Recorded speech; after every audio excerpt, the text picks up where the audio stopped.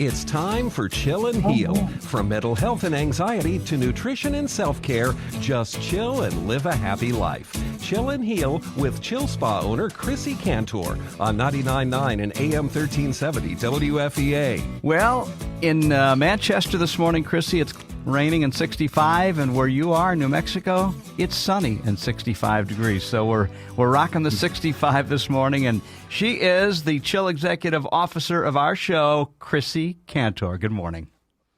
Good morning, Mike, and good morning, everyone. I am your Chill and Heal host, and I'm here to fuel your mind, body, and soul with goodness. We will connect, open up, share, be real, be raw, overcome, let go, learn, and grow together to simply live a happy life. Remember, sharing is caring, and we are not alone.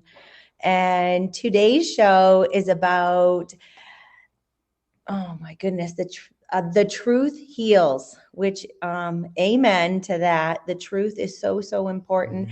And I'm so excited to welcome back our special guest, Pastor Washington, again for our second time. Yes. Welcome back, Pastor Washington. Thank you. Glad to be back for a second time.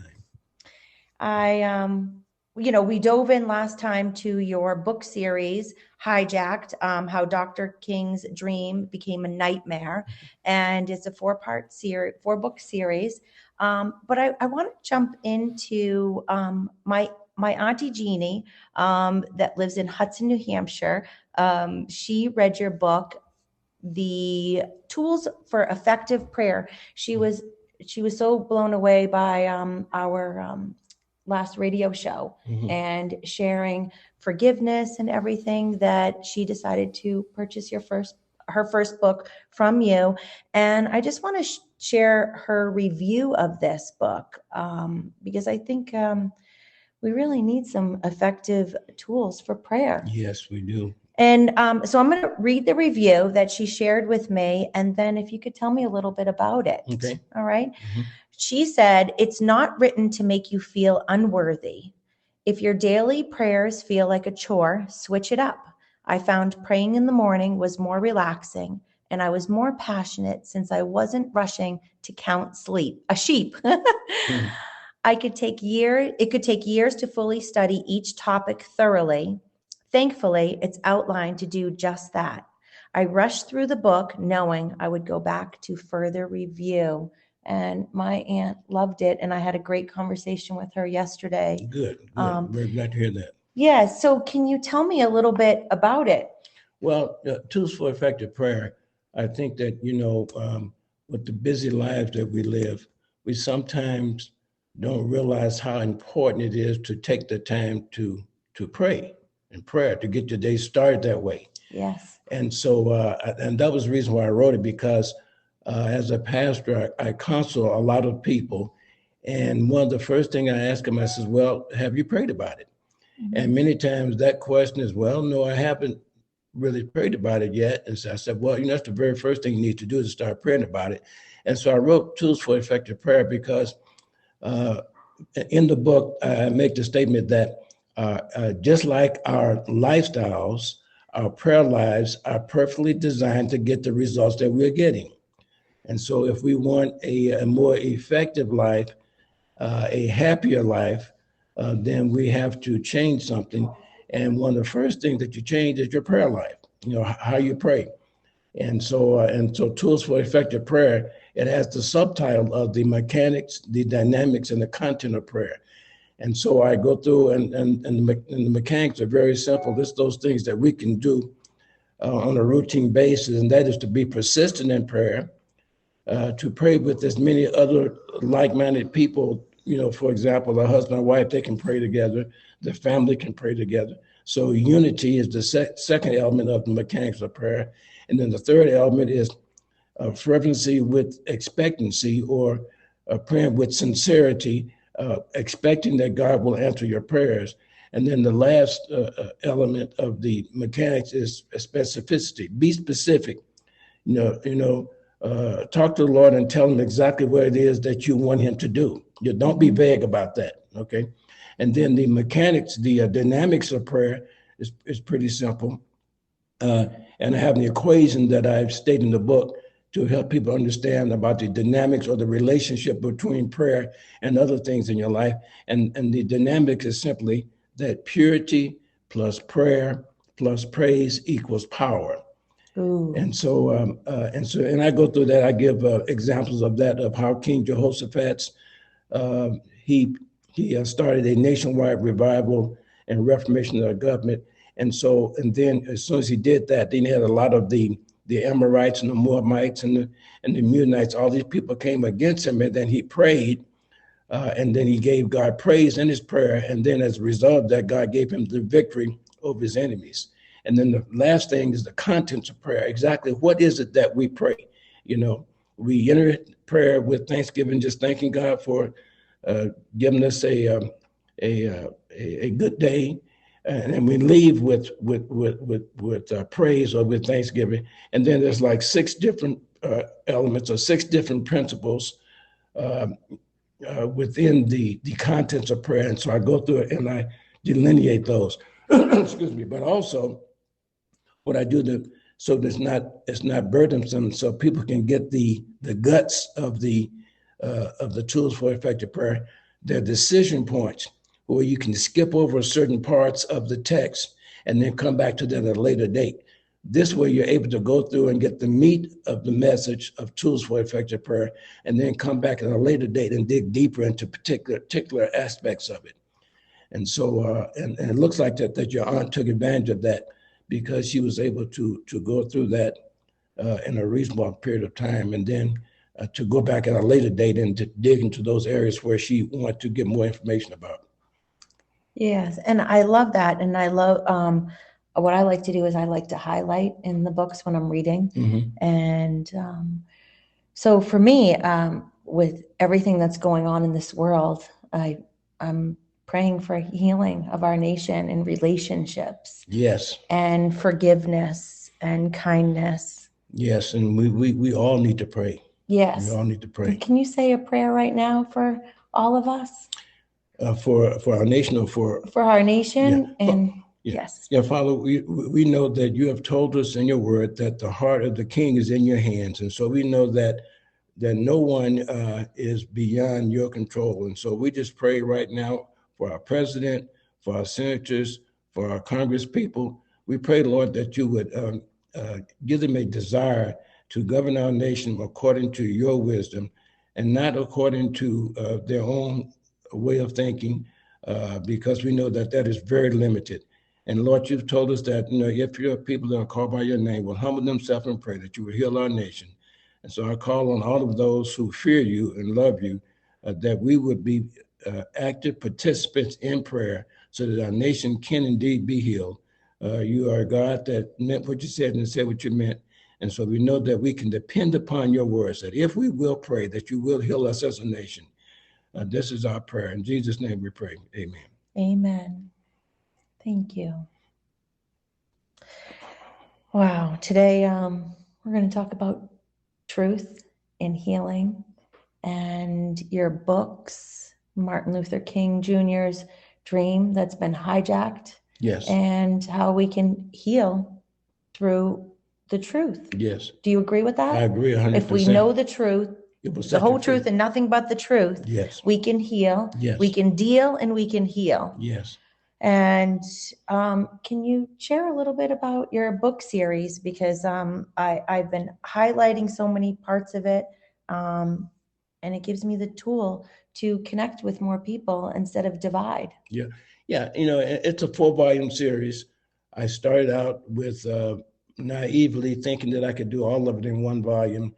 And by the time I got to page 500, I realized that I still had a long way to go. There's no way I could put that in 1 book because it would be too burdensome to try and read through the whole book. And plus, it might discourage people if they see this real thick book. And so I broke it up into 4 parts. Volume 1 is the dream. And in volume 1, I simply just dissect Dr. King's dream, plus his other writings and speeches to show exactly what his dream is. A lot of people really don't know what his dream is. And so they're really deceived when people try and convince them that riots, for example, are part of his dream. That was never a part of Dr. King's dream, because he was a person that believed in nonviolent resistance until the day that he died. And so in volume 1, I show the two parts of Dr. King's dream and what I call dream methods and dream goals. And there's a very simple thing that I say in volume 1, and that is that in order Dr. King provided the goals that must be achieved and the methods that must be used to fix what's wrong with America. And so I break the book down into dream goals and dream methods. And I tell how some people have tried to discredit his dream by saying that it's not effective for today. But Dr. King's dream was a God-given dream. That being the case, it is timeless. It doesn't change with time. And then in volume 2, I show exactly how the dream has been hijacked. I show how the disciples of Saul Alinsky, how the disciples of Saul Alinsky's rules for radicals have hijacked the dream, how the disciples of Black liberation theology have hijacked the dream, how the politics of hate, the politics of white guilt, all those things. I show how all the various things have hijacked the dream. And then in volume 3, I show what are the consequences, the nightmare. So volume 1 is the dream, volume 2 is the hijack, volume 3 is the nightmare. I show the results of the consequences of his dream being hijacked. And there are many, fatherless homes, social justice, which is not biblical justice.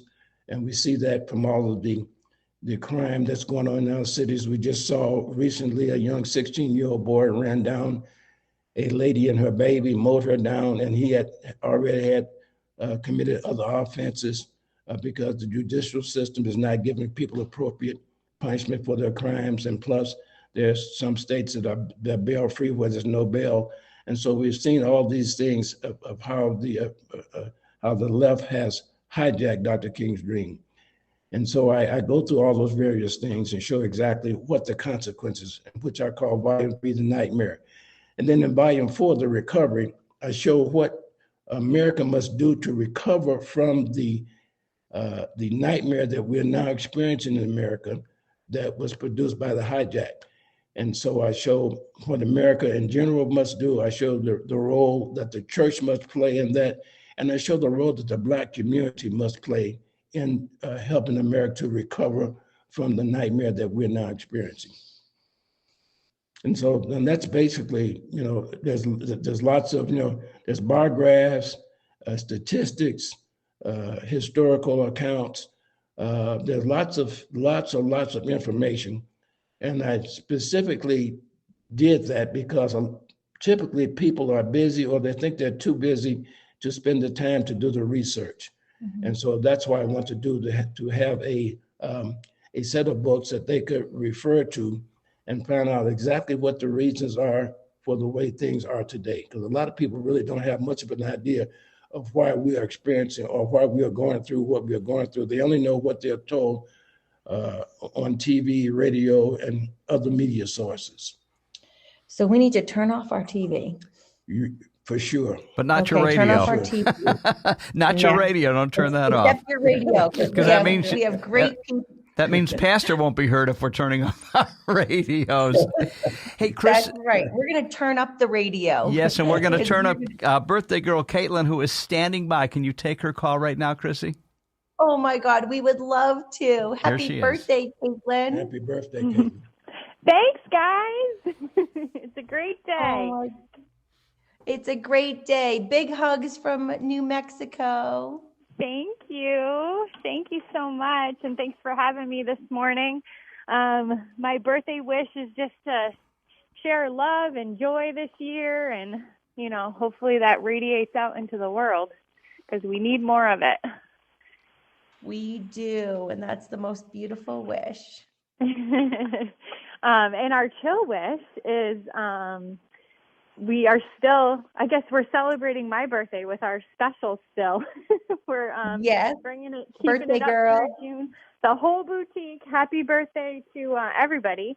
We have our kind of sliding scale of deals. So if you buy one product, 10%, two products, 15 and 3 or more, 20% off in the whole Chill Boutique. So you can come and shop with us today. I'll be here today for my birthday, or you can shop on Chill Universe.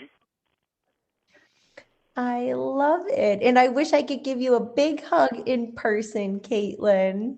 I know, me too. Well, I can feel it.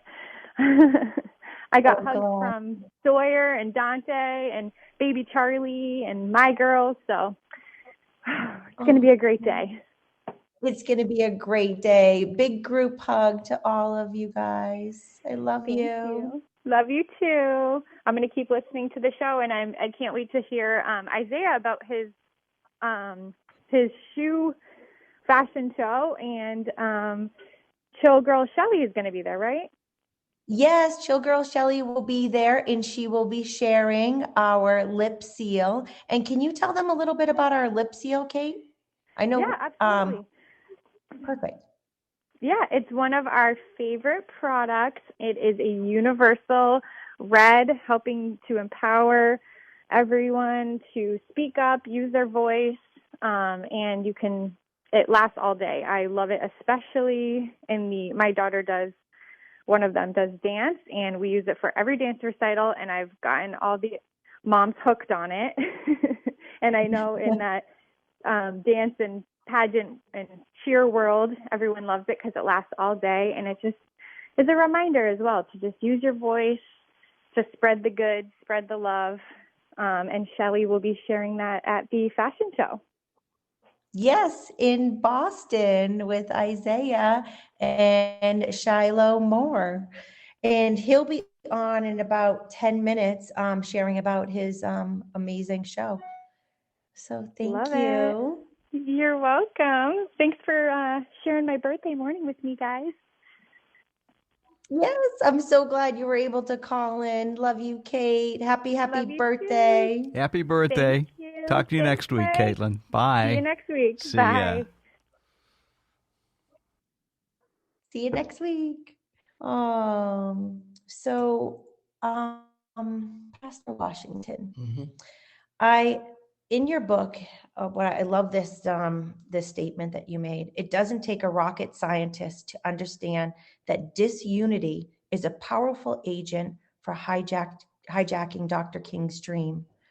And, talking about the things that divide us, the hatred, the color of our skin, our cultures, the COVID mandates, the COVID vaccines, labeling people. I always say #no label. I'm just against that. I'm like, we should be honoring each other's cultures, connecting and loving one another, and not dividing us by social status, economic status, religion, political differences.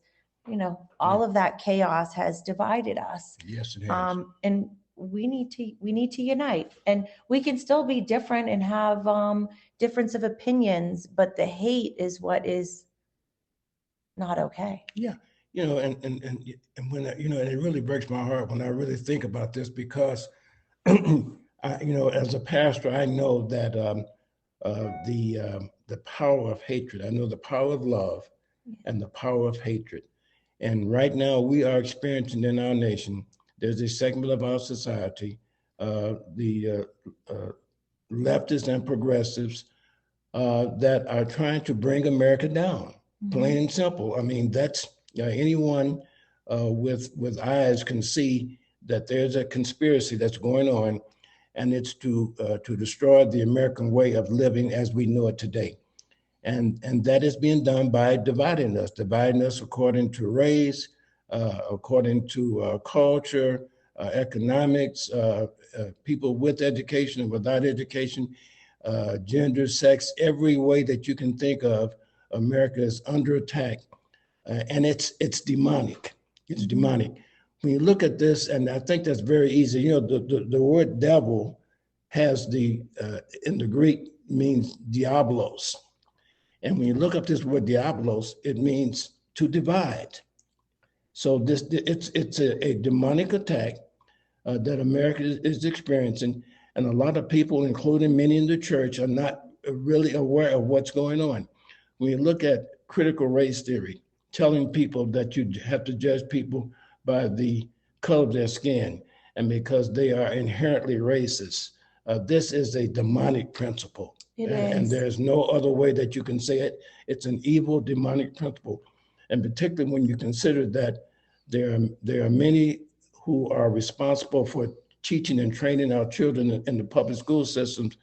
They're promoting this thing, telling kids that because of the color of their skin, that they're not as good as other people, and telling other children because of the color of their skin that they can't become as prosperous and successful as some people in our nation because the cards are stacked against them. This is truly demonic. And as Dr. King said, that we must love to love and live together, or we will continue to hate each other and die as fools. We have our option, because together we stand, divided we fall. It's an old principle. There's nothing new about that. And it's been bringing nations down for many, many years. And so we have got to get to the point to realize that God made us the way we are. We had nothing to do with that. Mm-hmm. And if we don't like people because of who they are, because of how they look, then they need to talk to God about it, because he is the one that made people the way that they are.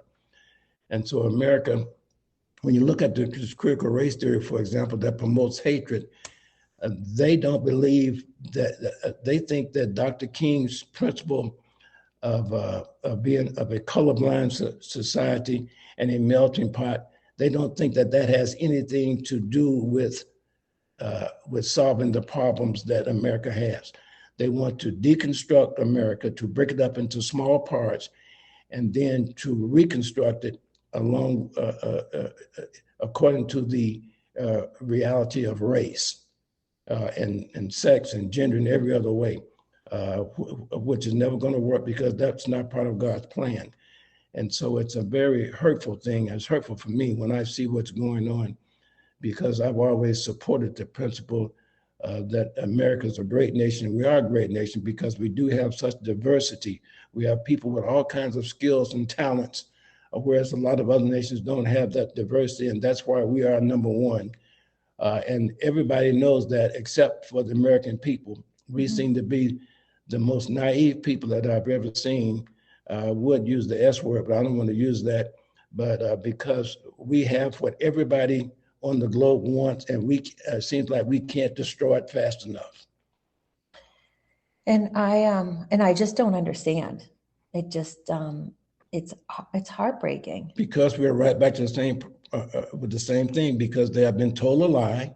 Mm-hmm. Okay.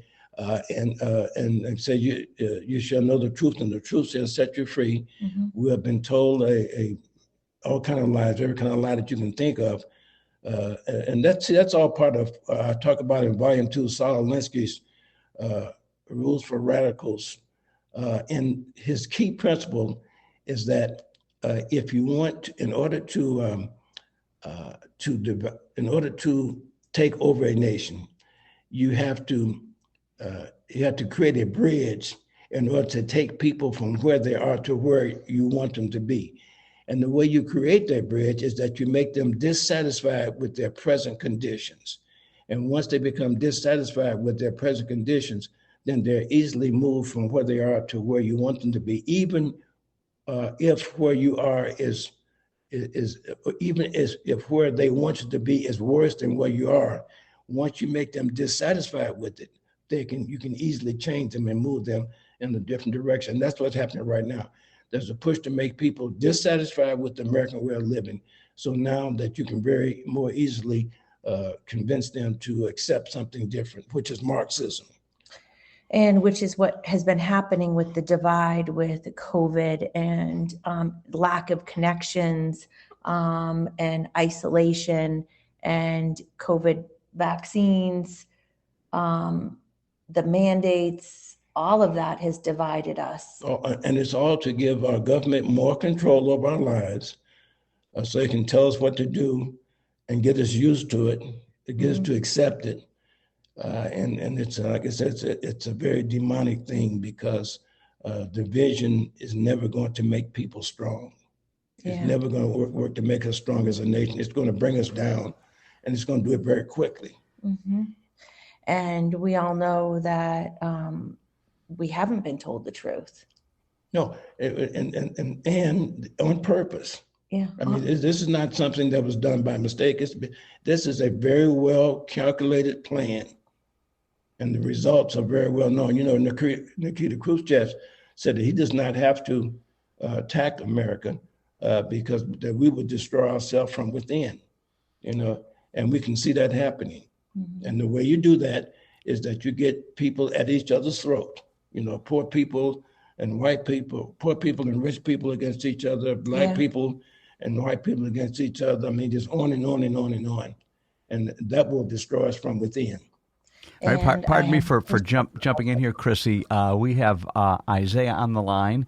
So we're going to do a quick break, 2-minute break, and then Isaiah will be ready to chat with you and talk about this great sneaker fashion show coming up. That sounds great because we need to connect. We do indeed. You're listening to Chill and Heal on 99.9 and AM 1370 WFEA. Come chill, Manchester's a war-winning day spot. Just chill. Come spend a day at Chill. Escape the stress of your everyday life. It's good for the mind, body and soul. A boutique spa with all the luxury of a resort. Look chill, feel chill, be chill. Let our talented staff make it fabulous. From couples massage to facials, spray tanning and hair design. We got so much more. Come chill. Manchester's a war-winning day spot. Just chill. Come spend a day at Chill. Online at chillspa.com. More than ever before, it's important to take care of your well-being and fuel your mind, body, and soul with goodness. Tune in Wednesdays at 9 a.m. for Chill and Heal with Chill Spa owner Chrissy Cantor, the Chill Girls, and special guests sharing experiences and expert advice on how to keep it simple. Just chill and live a happy life. They'll dive into a variety of topics, from mental health and anxiety to nutrition, self-care, and tips on how to look and feel good every day. Chill and Heal, Wednesdays at 9 a.m. on 99.9 and AM 1370 WFEA. We get busy with our day-to-day lives. Chill Spa wants to remind you to take time for you. Making clients look and feel their best is their mission. Chill Spa is here to treat your body, calm your mind, and soothe your soul. Chill specializes in luxurious facials, face and body skin tightening, and cellulite solutions, skin and body contouring, makeup, hair, and nail care, spray tanning, and more. Book your chill time today. 1224 Hanover Street in Manchester. Online at chillspa.com. Chillspa.com. Now, back to Chill and Heal on 99.9 and AM 1370 WFEA. Pretty exciting stuff coming up this Saturday in Boston, the Boston Sneaker Show.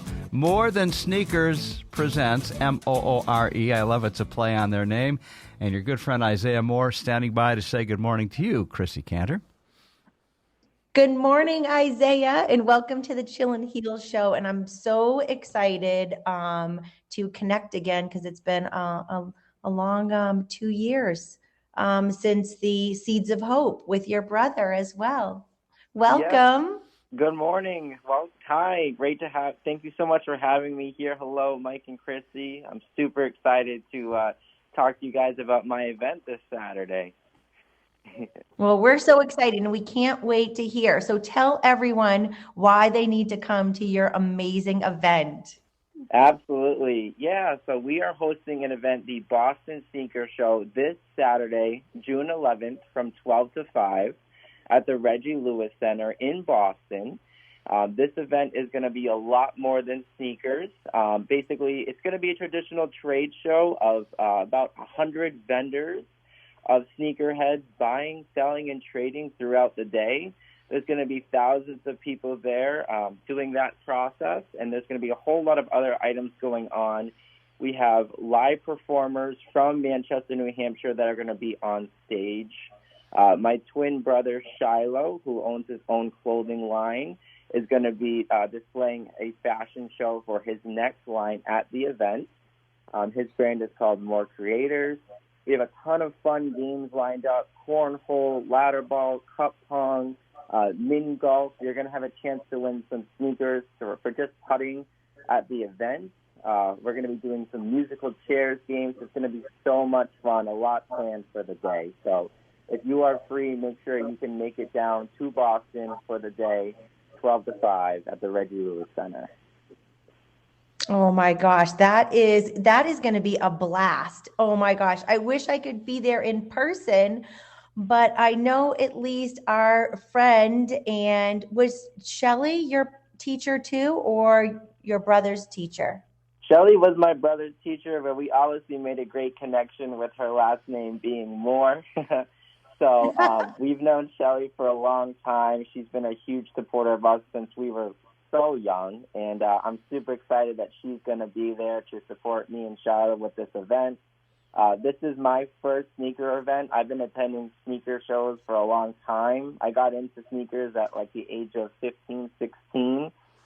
My mom actually helped me buy my first pair of shoes. She camped outside the mall with me to get those limited edition shoes. It's a pair of Jordans, and the rest is history. Since then, I've made a name for myself in the sneaker industry. I've traveled the world. I've created some awesome videos online, and I'm really excited to host my first event this Saturday. It should be a lot of fun. So let me ask you this. Is it largely specialty sneakers, or would they be mainstream sneakers as well? Yeah, a little bit of both. So you're going to see a lot of traditional stuff there, but you will also see some pretty exotic sneakers as well. So think big. Think have you seen the movie Back to the Future? Oh, yeah. Those Nike Air Max shoes, there's going to be at least 4 pairs in the building. So that shoe itself is probably going to run you right around $20,000 to $25,000. That's all? Put me down for 2 pairs. Oh my gosh! Wow. How many? Hey, Isaiah, how many pairs of sneakers do you have in your closet right now? Ooh, I would have to say probably about 45 pairs. And I actually just cut down on pairs actually, but right around 45 to 50 pairs, but I've been up to anywhere from 100 to 120 pairs. I've got like 3 or 4 pairs, and I feel guilty about having that much, so I guess I got a long way to go to catch you, my friend. Yeah, it's a huge culture. It's a huge underground culture of people. It's a huge community of people who work together to collect these sneakers, and there's a story behind every single one. Like I said, the Air Max sneakers is a great sneaker that came out. My first shoe was a Jordan 4. It's called the Fire Red 4, so that shoe has a special place in my heart, but every shoe has its history and its meaning, and it's just a fun game to be in. So. Well, it's a big week in Boston with the Celtics. I'm not sure if you're following basketball, but certainly sneakers are a big part of that culture. And so the timing could be very good. Do you have any Boston Celtics specialty sneakers that you could tell us about? I love that you brought that up. Yeah, so I don't specifically have any Celtics sneakers on hand at this point, but I will most likely be attending tonight's game or Friday's game.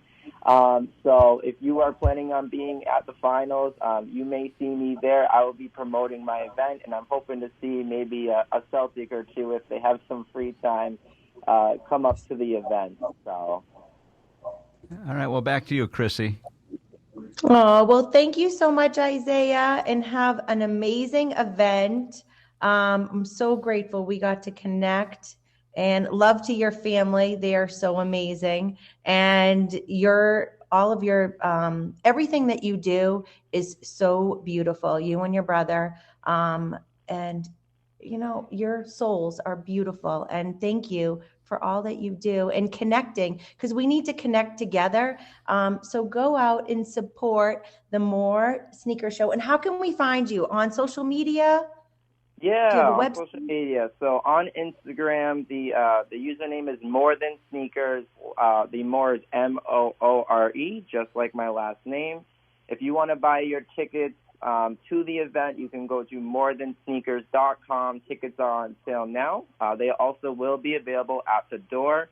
all walks of life are welcome. We would love to have a bunch of families there, and anyone from the Manchester or greater area, we'd love to see you there for the support. But we're really excited. So thank you so much for the opportunity this morning. It was great to connect with you, Mike and Chrissy. I love that you're at the Reggie Lewis Center in Boston.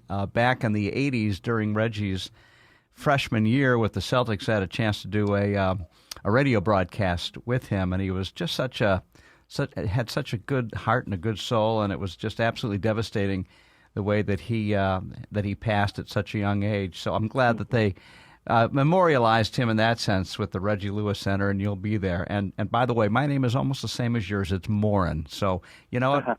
Wow. If you need a third partner in this, I do have 4 pairs sitting in my closet at home. I'll definitely consider that, for sure. I love it. Hey, good luck with your show. We're going to move on, and good luck Saturday. Thank you so much. Have a great day. Bye, Isaiah. All right. Bye-bye. Thank you. Bye-bye, Isaiah. We need more beautiful souls. Yes. And more love and kindness. And Pastor Washington, I was thinking about this, and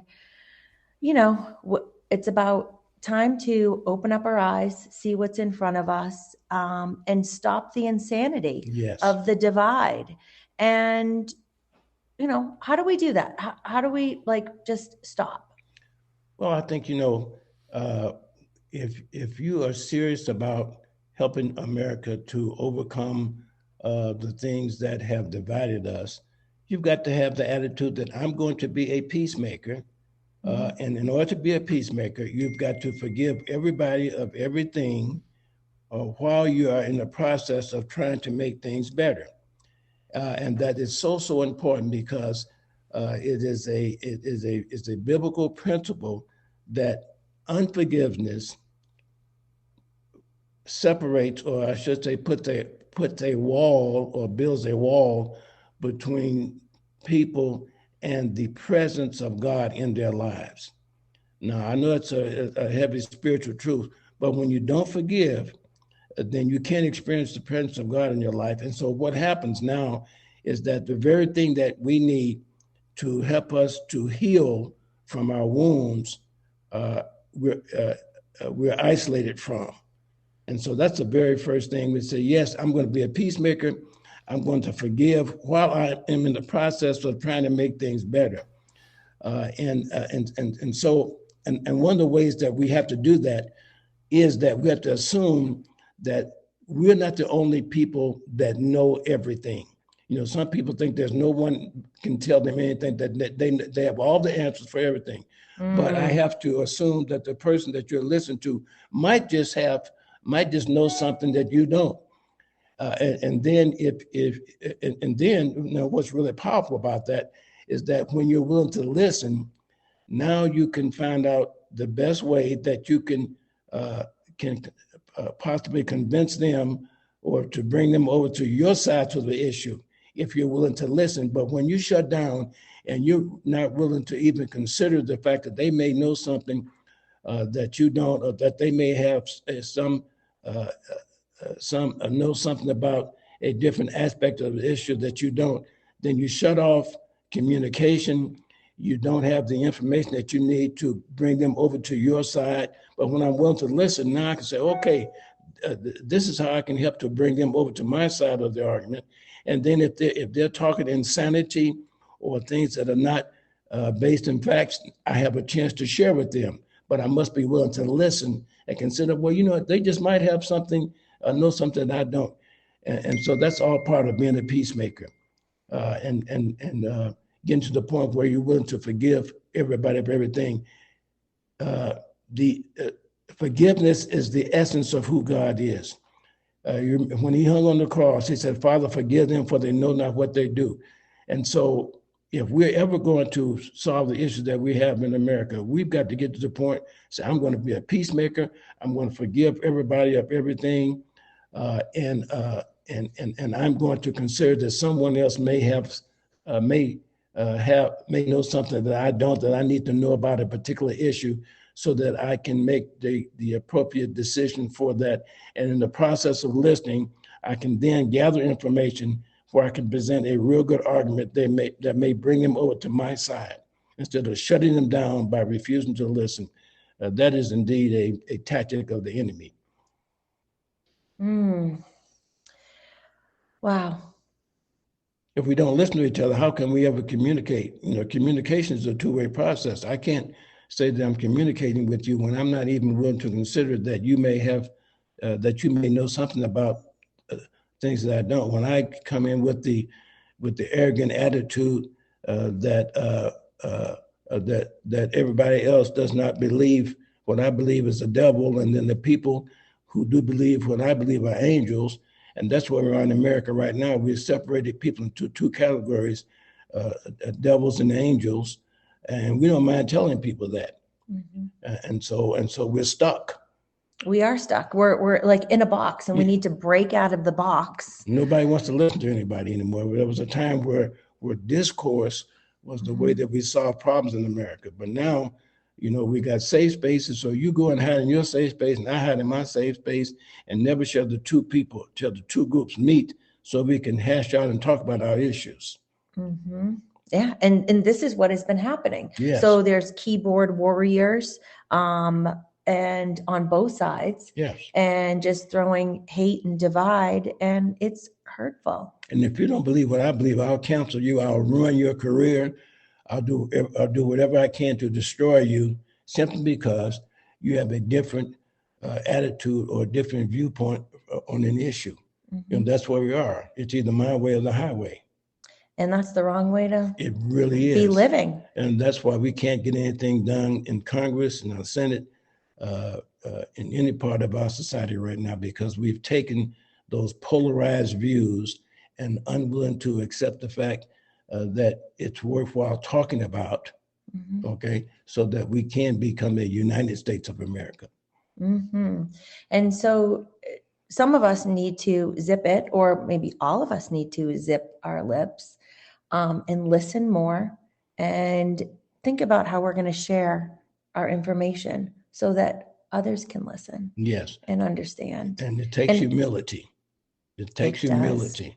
It takes humility for me to listen to you, even though I think that you have an insane point of view, and you may have an insane point of view, but I can never bring you to my side or help you to overcome your insanity if I'm not willing to listen to you and just consider that you're an idiot and you're not worthwhile listening to. I'm never going to be able to bring you to my side or to share the truth with you about the matter. Yeah. And everyone has different perspectives. Yes, they do. And everyone is different, and all of our circumstances are different. And we need to put ourselves in each other's shoes. Yes. And like I say, it may be an insane idea, but how can I ever help you to overcome your insanity if I'm not willing to listen to you and listen sincerely to see if there's any thing that's valid in what you're saying? And the insanity is living in our boxes, being all angered up, all frustrated, and feeling alone. That is the ultimate insanity. Well, is if we're going to be stuck. Well, so we've got to break down these walls. In volume 3, I think it's volume 2 or volume 3, I stated a very simple principle. And Dr. King said, so long as we stay separated from each other, that we're never going to be able to be all that God wants us to be. Because God did not create us to be people that are separated from each other, but to come together. And that's how we reach our maximum potential. And America is a great example of that. We have the best of everything in our nation because we have such a wide diversity of people with gifts and talents, because God gives different races of people. He gives them different gifts and talents. And the reason was so when we can come together and then we can make the very best of our lives. And as Dr. King says, so long as we separate ourselves from each other, we're never going to be able to reach our maximum potential. And there are some people that know this, and this is big plot on the foot to divide the American people. And divided we will fall. There's no doubt about it. It's an age-old proven principle, and there's no way around it. And so united we have to stand and know the truth. And I remember in our last segment, you talked about math is racist. Yeah. And I know we have about 10 minutes, but can you tell me a little bit about that? Because I'm like, I don't get it. I'm like, how can math be racist? It is again okay, well, let me start by saying that I am a retired electrical engineer. If I had not, if I had been taught that math is racist, I would have been discouraged. I would not been able to have a 30-year successful career in science and engineering. But because God gifted me with analytical skills, I was able to be a successful engineer. I didn't have people that were telling me that math was racist. I had people that were encouraging me. And so I ended up going to an all-boys pre-engineering high school, and then from University of Illinois to Bryan Stewart Technology and those things. And it's, again, an attempt to divide us. Because if I keep telling young ghetto kids, for example, that math is racist, they'll be discouraged from pursuing a STEM career in science, technology, engineering, and math. They'll be discouraged from pursuing those careers, and they will remain in they'll be stuck in poverty. They'll be stuck in poverty, and so and they'll remain angry people because you have a segment of our society that did not use their math skills to have a better life. Education is probably the second most important thing in order to be a successful person. The first thing is that you've got to have a healthy family home. You've got to have a home where people are encouraging you, nurturing you. But if you take away math, or take away a good education, that will also almost definitely prevent you from being a successful individual. And so that's one of the reasons why our school systems are being attacked, because that is the vehicle by which people can grow, can change their circumstances, can be successful and prosperous and happy individuals. And so again, this really hurts my heart because I know that that is demonic in itself. When you tell a young person that math is demonic, or that the math is, I should say, is oppressive or racist, now you have cut off one of the avenues that many young people have used to get out of the ghetto lifestyle and to live a successful and prosperous lifestyle. In addition to being an engineer, I recruited young people in Chicago, Washington, D.C., Atlanta, Georgia, Memphis, Tennessee. I recruited a lot of young Black engineers. And so I know that math has been a way out of the ghetto for a lot of underprivileged children, for a lot of underprivileged people. And so it hurts my heart for you to think that in Seattle, Washington, they're telling young kids that math is oppressive, that it's racist, because they have cut off one of the avenues to success and prosperity. And so, again, to divide us, to make us dissatisfied with the American culture, so they can move us from where we are to where they want us to be. All of this is part of the same plan. Which is not the American way. No. And we are supposed to unite and build each other up and share each other's gifts and empower each other.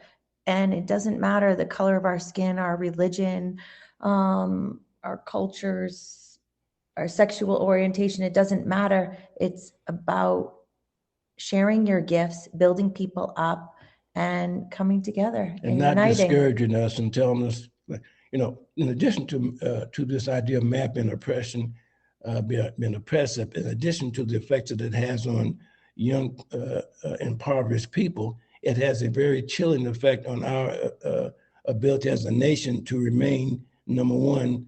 And if we are not one in technology, we will not be number one in anything. We have been number one as a nation because we have also been number one in technology. Mm-hmm. And so you see that this thing of math being oppressive, not only does it hurt, us on the local scene, but also on the national scene, because we have slowly been losing our ability to remain the number one technological source in the world, which we need to in order for us to have the best military, to have the best factories, to have the best way of living, the best lifestyles. All of this has revolved around math and science. And so you're hitting us at the heart of who we are as a people when you're telling our young people that math is oppressive. And because if math is oppressive, then guess what? Everything is oppressive. I mean, if I can show you how math is oppressive, nothing else has a chance, because there's nothing more objective than math. I mean, 1 + 1 is always going to be 2.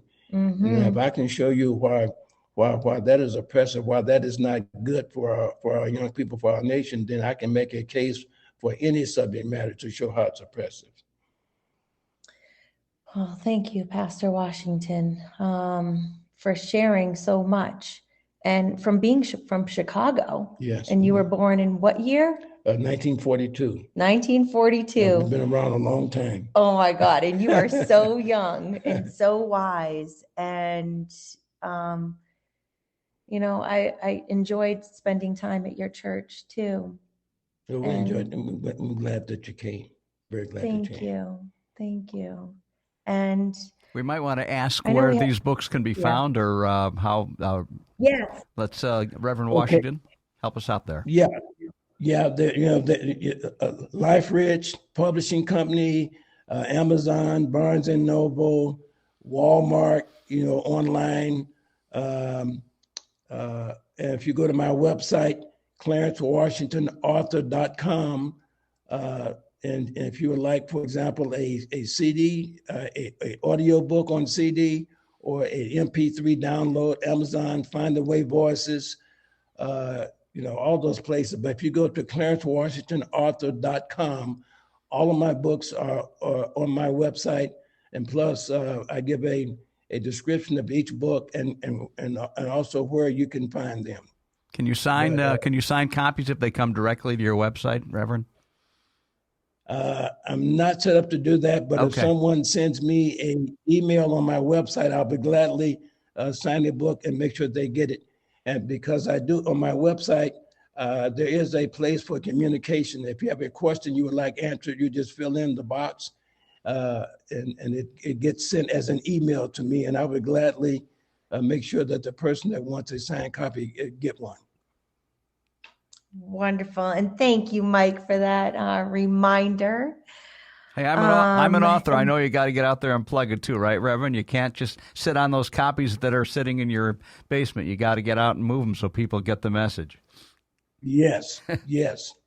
Yes, and this is a big message, and these are tools, and they are going to empower us and knowledge up and help heal America.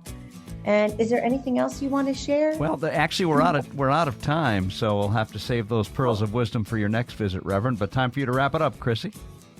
All right. Well, God bless America. Praying that we chill and heal together. Thank you for spending this time chilling with us, Pastor Washington. My pleasure. Thank you. And until next time, shake things off, let it go, and shine bright. Peace, love, and chill.